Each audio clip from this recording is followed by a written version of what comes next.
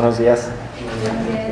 Estamos estudiando Romanos, ya vamos a terminar, si Dios quiere, pero vamos a ver ahí cómo es que estamos estudiando también la vida de un hombre que fue el que escribió esta carta. Estamos estudiando un hombre que es el apóstol Pablo, ¿verdad? Y ahorita vamos a estudiar el capítulo 15 de Romanos. Por favor, acompáñenme en sus Biblias. Es realmente emocionante ver la vida de este hombre y estudiarla, y tienes que saber que si quieres estudiar el libro de Romanos y estudiar la vida del apóstol Pablo, Romanos es uno de los libros en los cuales vas a conocer mucho acerca de la doctrina, la cual el Espíritu Santo inspiró a través de este hombre para escribir todas estas grandes verdades doctrinales acerca del Evangelio.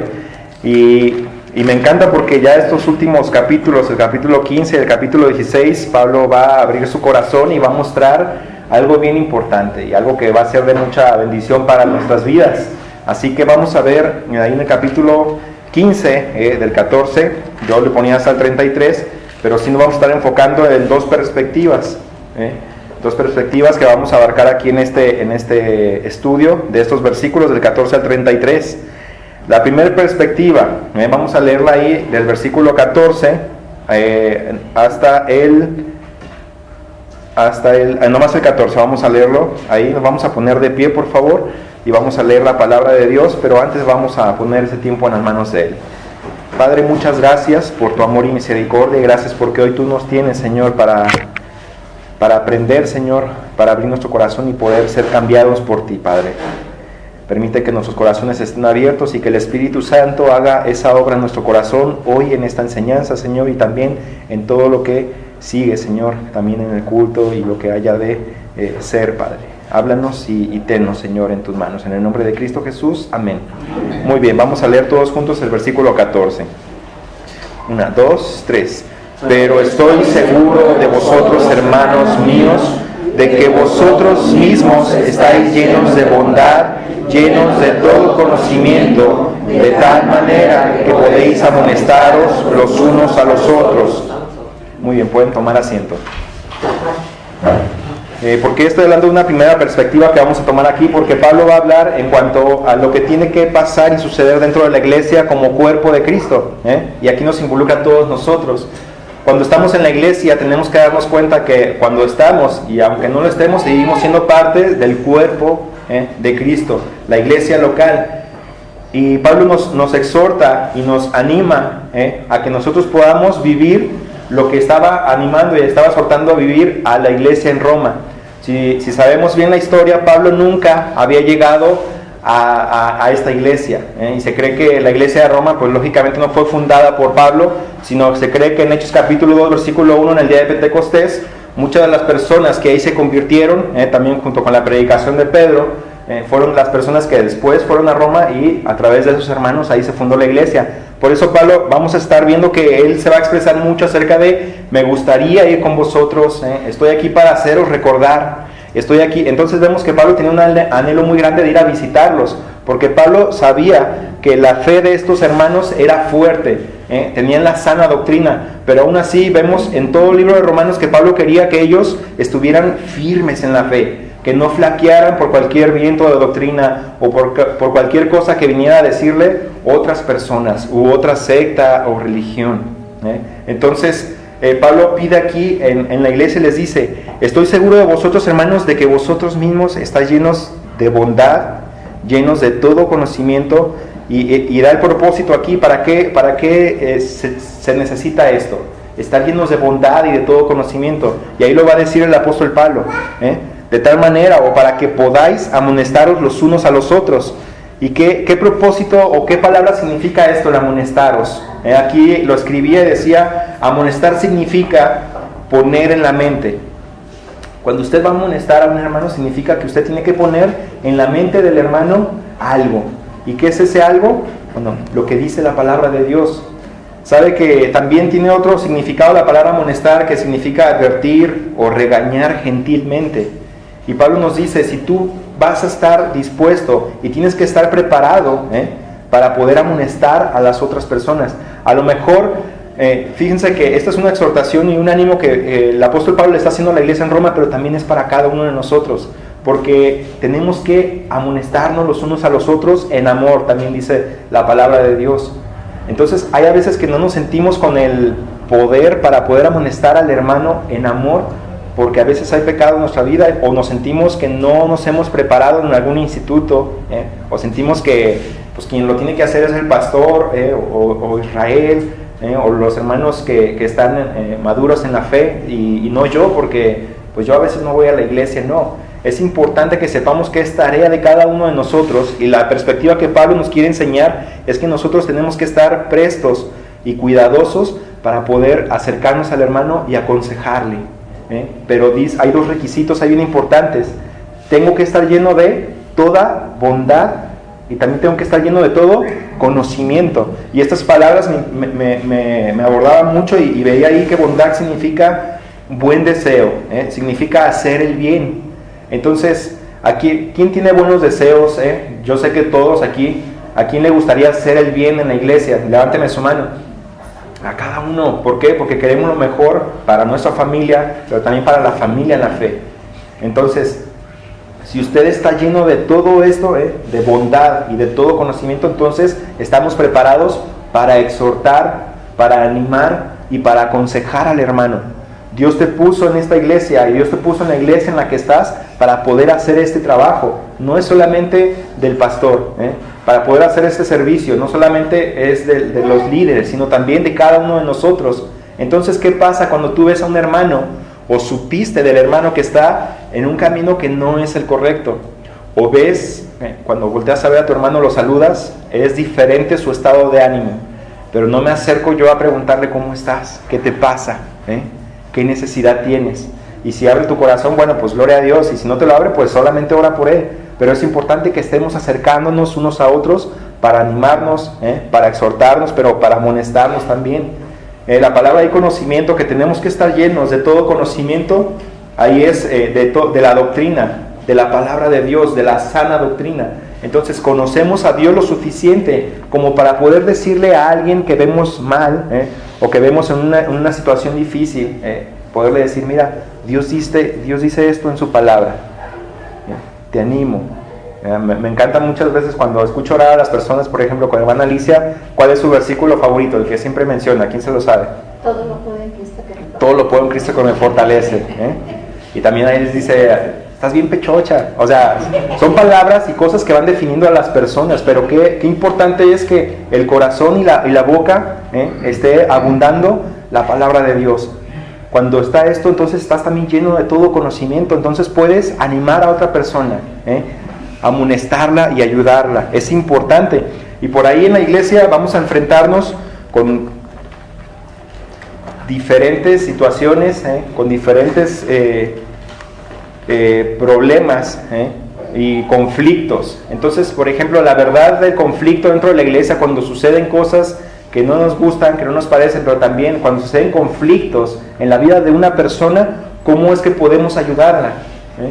Primero, sé que tengo que estar lleno de toda ¿qué? Bondad, y después lleno de todo ¿qué? Conocimiento. Entonces estoy preparado, pero tenemos que entender también la verdad sobre los conflictos. Y ahí en Santiago capítulo 4, versículo 1 dice así: ¿de dónde vienen las guerras y los pleitos entre vosotros? ¿No es de vuestras pasiones las cuales combaten en vuestros miembros? De aquí vienen, dice, las guerras, los pleitos. Dice, ¿no es de vuestras pasiones? Y no sé, ¿quién podría decirme para usted qué son las pasiones? ¿Por qué hay conflictos? Bueno, dice por vuestras pasiones, pero ¿quién puede decirme? Anímese a alguien a poder decir qué piensa que dice la palabra de Dios por pasiones. Envidias, ajá, ¿qué más? La lujuria y todo lo que proviene de... Lujuria, ajá, cosas de la carne, ¿qué más? Ambición, así es. Deseos no controlados. Deseos no controlados, exactamente. Todo esto que han dicho es correcto. Saben que las pasiones de una persona y de un hijo de Dios también, porque batallamos, dice, que de aquí salen los guerros y los pleitos, las guerras y los pleitos, perdón, que combaten vuestros miembros. Esto significa, vamos a verlo de esta manera: cada uno de nosotros crecimos con una creencia, con un estilo de vida en nuestra casa, y con una forma. Pero cuando tú te enfrentas con otro tipo de creencia, diferente a la tuya, cuando tú te enfrentas con otras costumbres diferentes a las tuyas, entonces empieza a haber esta guerra y estos pleitos. ¿Por qué? Porque de tus creencias van a surgir tus pasiones. De tus creencias o lo que tú eres van a surgir lo que tú crees que es correcto y está bien. Pero recuerda que nosotros tenemos que ser gobernados por lo que dice la palabra de Dios y no por nuestras creencias o nuestras costumbres que nos dejaron nuestra familia o nuestros antepasados. Fíjate que, no sé, por ejemplo, pensando que voy a tomar como ejemplo a mi hermano Israel, dice que no, pero no, vamos a pensar que él era un niño pequeño, no sé, que su padre lo regañaba, lo golpeaba y nunca recibió, por ejemplo, un abrazo, y él fue la manera en la que creció allí. Y yo fui amoroso, cuidadoso, bondadoso. y yo me acerco a él y en la iglesia le digo, hola Israel, ¿cómo estás? Exactamente. Yo, ¿cómo estás? Y le doy un abrazo y le tomo de la mano. ¿Cómo creen que va a reaccionar él? Número uno, va a haber un rechazo al principio por lo que yo hice. ¿Por qué? Porque él creció con creencias, fue desarrollado de una manera en su hogar, en su casa. Entonces todo esto lo envuelve a él como un ser, como una persona, también pues aparte como hijo de Dios. Pero todas estas cosas él las trae en su mente y en su corazón. Ahora, ¿qué tengo que pensar o qué tengo que sentir yo? Pues normalmente, si yo llego y hola, ¿cómo estás? Y es así como que quítate, aléjate, pues ¿qué voy a sentir yo? Así como que ¿quién te quiere abrazar? Muchacho, feo, ¿verdad? O sea, pues y empiezan a haber pleitos, empiezan a haber guerras, empiezan a haber disensión, y esto ocurre también en la iglesia. Muchas veces tenemos, por eso dice la palabra de Dios, llenos de toda bondad, de todo lo bueno. No podemos pensar que al momento de que Él me reacciona de una manera es porque tiene algo contra mí. Tenemos que ir a lo que dice la palabra de Dios y poder ver también con amor a la persona, no de pues no me quiere ni hablar, no me quiere ni ver, me volteó la cara. Espérate, tengo que ver que también él creció de una manera, él tiene cosas también en su cultura, en su persona, pero yo tengo que ir a lo que me dice la palabra de Dios, y es soportándonos los unos a los otros, ¿en qué? En amor. Cumplir la ley de Cristo. ¿Cuál es la ley de Cristo? El amor, otra vez. Y Pablo por eso les dice a los romanos, yo sé que ustedes tienen todo conocimiento, Romanos, yo sé que ustedes en cuanto a la justicia y lo que es correcto, ustedes lo van a seguir, pero aún así, si te fijas en el versículo 15 dice, mas os he escrito, hermanos, en parte con atrevimiento, como para haceros recordar. Pablo quería hacerles recordar que por la gracia que de Dios me es dada para ser ministro de Jesucristo a los gentiles, ministrando el evangelio de Dios para que los gentiles les sean ofrenda agradable, santificada por el Espíritu Santo. Tenemos que entender bíblicamente que nosotros tenemos que ser ofrenda agradable a Dios, y solamente podemos hacerlo a través del Espíritu Santo. El Espíritu Santo es Dios, lo sabemos, pero tenemos que dejar que Él empiece a obrar en nuestras vidas. Hermanos, esta palabra, a través de lo que dice aquí, tenemos que ser, para que los gentiles le seamos a Dios, ofrenda agradable, santificada por el Espíritu Santo.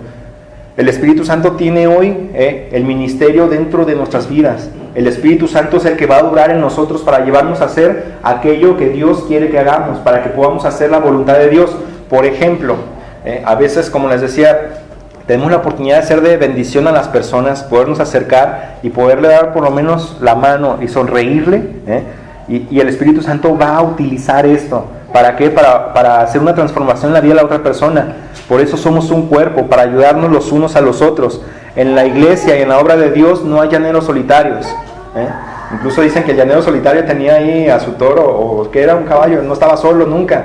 El mismo llanero solitario.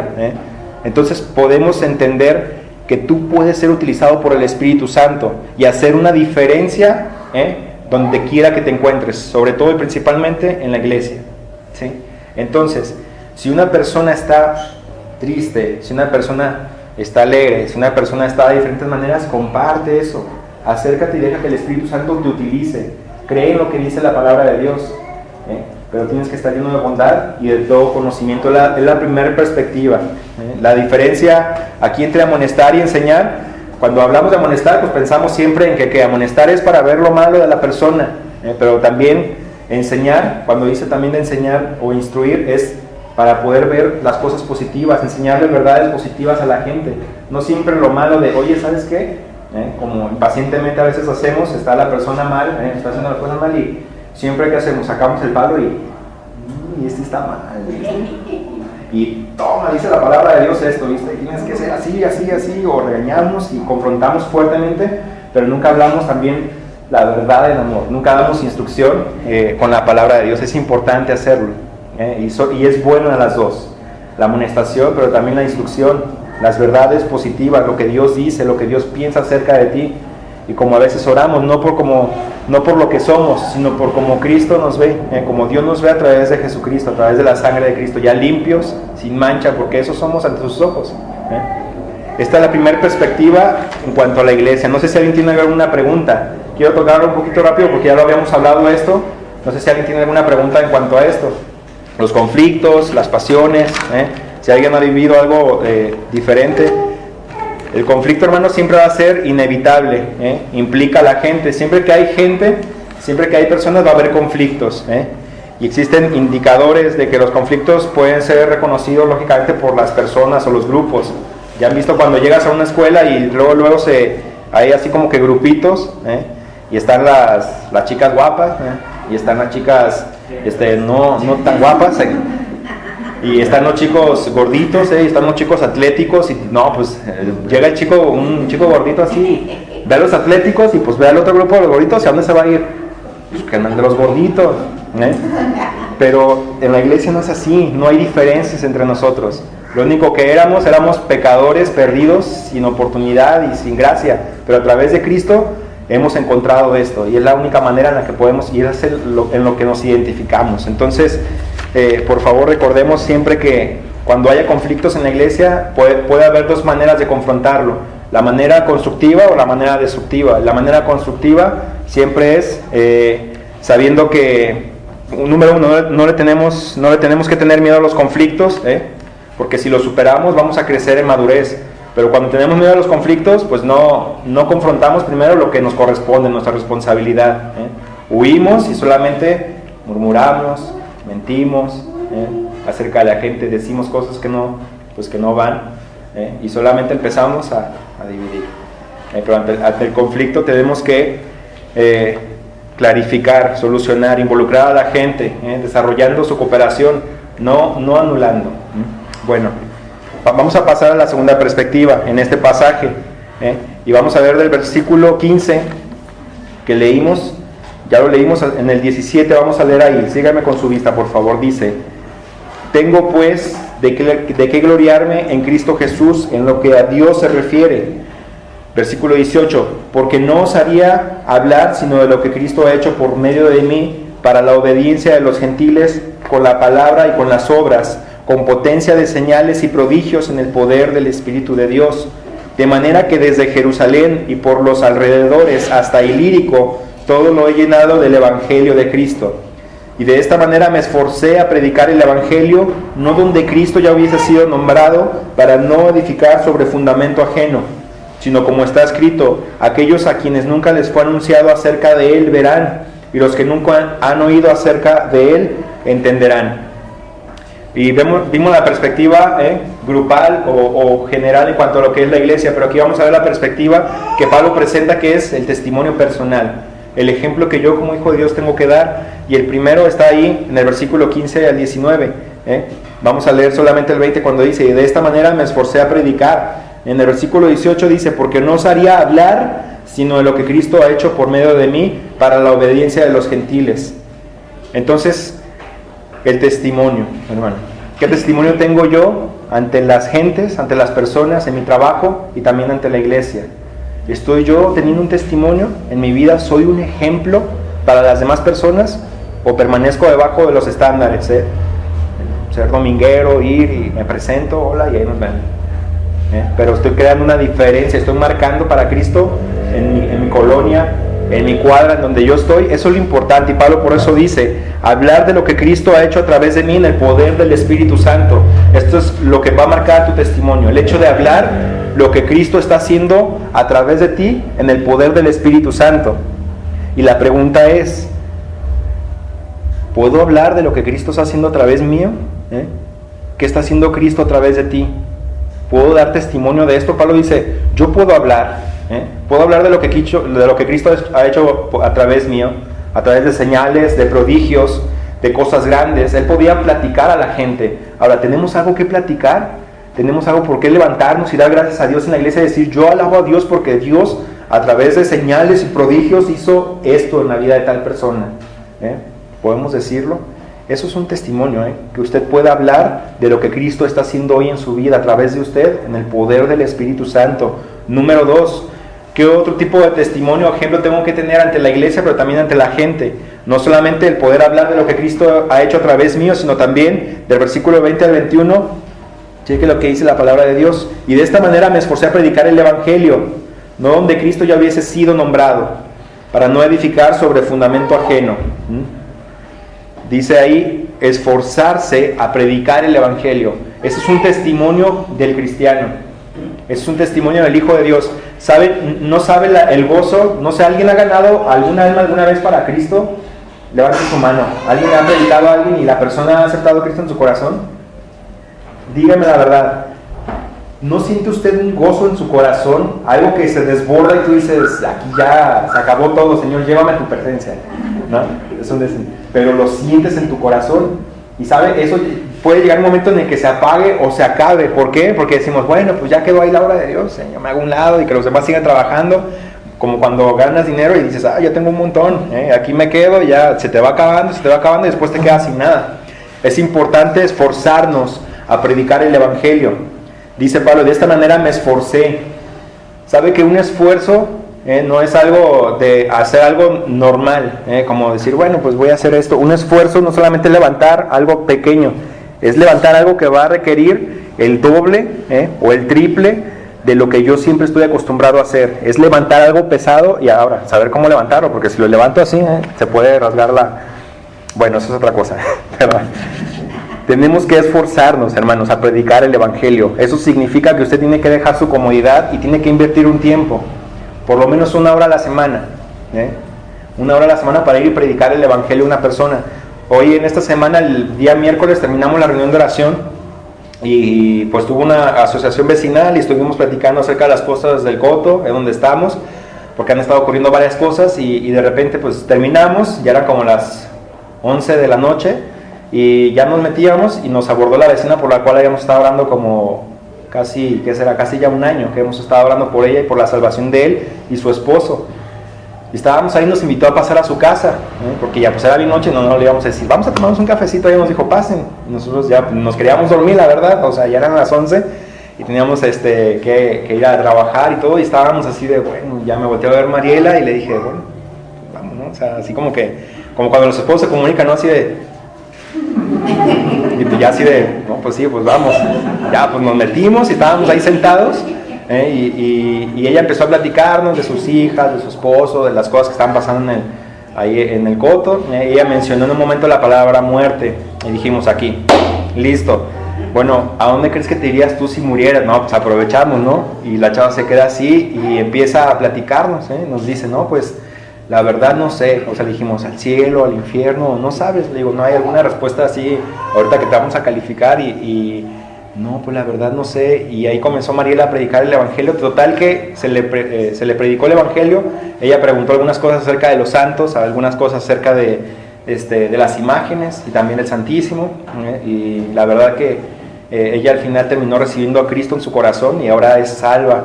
Y ya empezaron un discipulado, mi esposa con ella, si Dios quiere, este martes, estamos viendo ahí, y son esas cosas hermosas que podemos hablar y en las cuales también podemos esforzarnos, de que dijimos, bueno, nos acostamos hasta la 1:30 de la mañana, porque a esa hora terminamos de lo que era la charla, la plática, y la chava pues también con muchas preguntas, pero dijimos, valió la pena, y ya no podemos dormir, estábamos los dos así de... No te pases, o sea, con los ojos abiertos, y que ya te pudiste dormir, no, pues no, qué padre, sí, nos abrazábamos, estábamos ahí, y pues dimos gloria a Dios, oramos y nos alegramos también en esto, y la verdad los animo porque es eso en el corazón que no se va, y es lo que te da la fuerza para seguir. Por eso, hermanos, esforcémonos.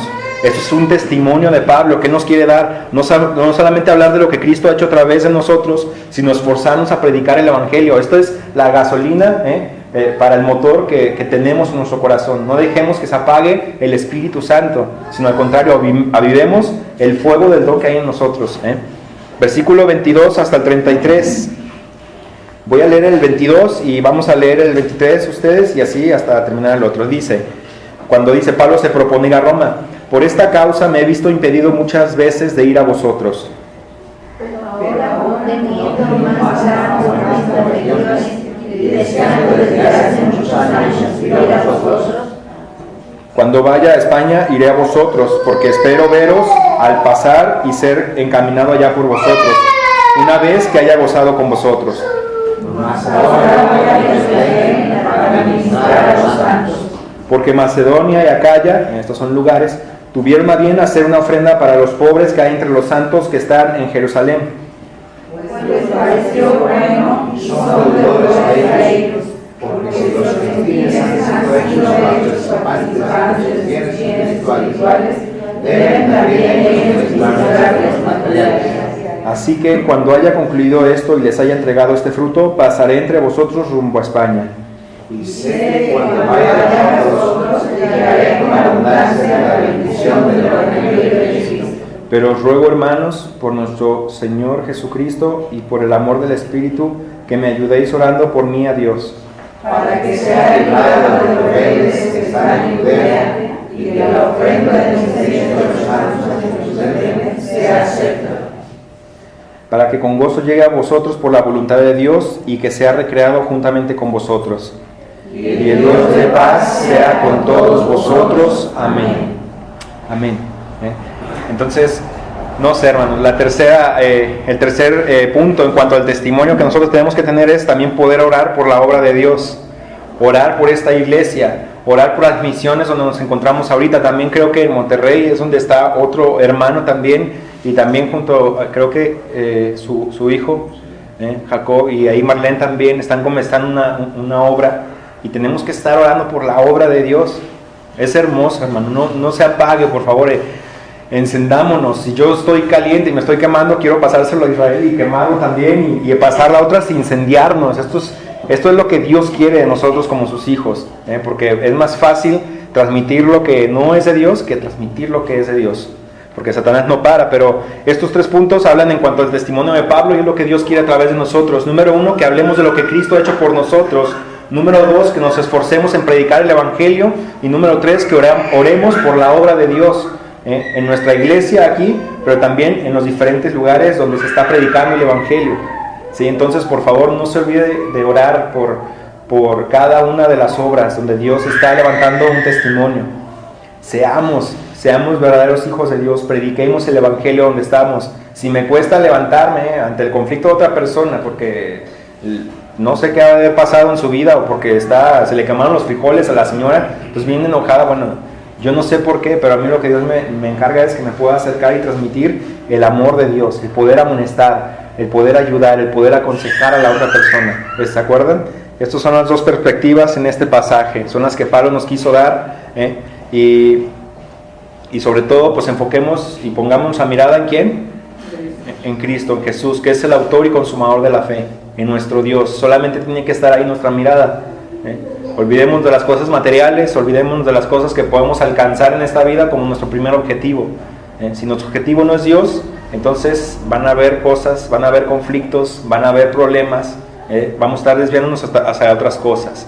Entonces buscar primeramente el reino de Dios y todas las cosas que serán añadidas. Entrega tu vida a Cristo, permite que Él obre a través de ti en el poder del Espíritu Santo. Esfuérzate en predicar el Evangelio. Salud. Y ora por la obra de Dios. Esto va a traer a tu vida una gran bendición.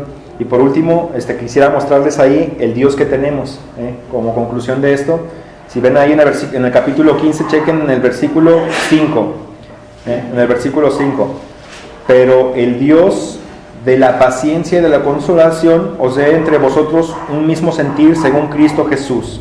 Entonces ya tenemos un Dios ¿de qué? De paciencia y de qué? Y de consolación. Vamos también a ver ahí en el versículo 13, y el Dios de esperanza os llene de todo gozo y paz en el creer. También tenemos un Dios ¿de qué? De esperanza, no solamente de paciencia, de consolación, sino también ¿de qué? De esperanza. Y vayamos hasta el último versículo del capítulo 15, en el 33, y el Dios ¿de qué? De paz sea con todos vosotros. Qué interesante, hermanos, se los dejo de tarea si ustedes quieren hacerlo, poder estudiar y meditar en estas 4 características de nuestro Dios, en estas 4 cosas que nos presenta la palabra de Dios acerca de nuestro Dios, un Dios de amor que es un Dios de paciencia, de consolación, de esperanza y de paz. Refugiémonos en Él, tengamos los ojos puestos en este gran Dios que tenemos, y vamos a lograr tener ese testimonio que Pablo tuvo, y vamos a poder también tener esa otra perspectiva de poder amonestarnos, cuidarnos con toda bondad y todo conocimiento los unos a los otros en amor. Amén. Vamos a orar y vamos a poner ese tiempo en manos de Dios. Señor, gracias, Padre, porque tú eres bueno para con nosotros.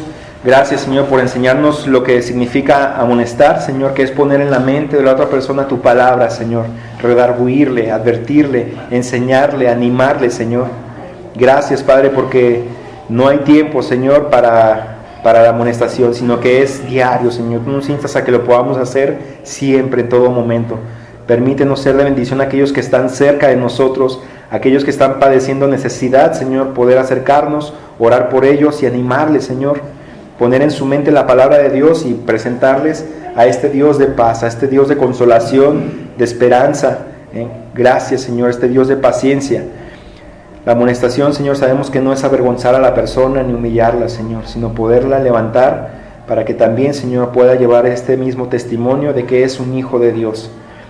Y sabemos, Señor, que el fin de la amonestación y el estar juntos como hermanos es poder llegar a la plenitud de la estatura de Cristo, Padre. Ayúdanos, Señor, a reconocer también a aquellos que hacen ese trabajo, Señor, en general los líderes, Señor, los pastores, en todas las iglesias, Señor, también en la nuestra, pero ayuda, Señor, a cada hermano aquí presente a que tenga, Señor, esta llama en su corazón para poder ser de bendición a otros, que permita que el Espíritu Santo haga una obra a través de él, Dios, porque también el mismo Espíritu que está en cada uno de nosotros también está en ellos, Señor. Te pido, Padre, por mis hermanos en Cristo. Te ruego, Señor, para que también podamos tener un testimonio como el de Pablo, Señor, hablar de lo que Cristo ha hecho y hace a través de nosotros en el poder del Espíritu Santo, esforzarnos, Señor, a predicar el Evangelio.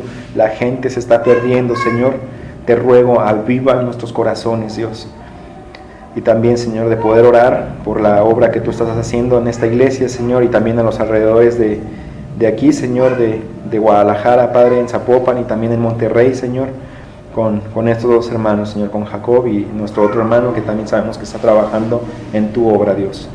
Ayúdanos y pues te ponemos este tiempo en tus manos. En el nombre de Cristo Jesús, amén.